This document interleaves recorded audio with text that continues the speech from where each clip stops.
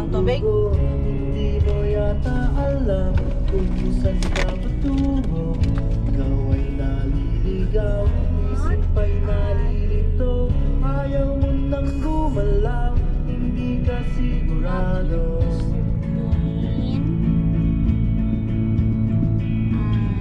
Ikaw ay napupuwi, minsan nabubulagan. Mata ay nakapiring, daan ay kadiliman. Ikaw ay nadadapa, napipilayan. Di makapagsalita, anong ibig sabihin? Wala. Kidapawan din ni Ami.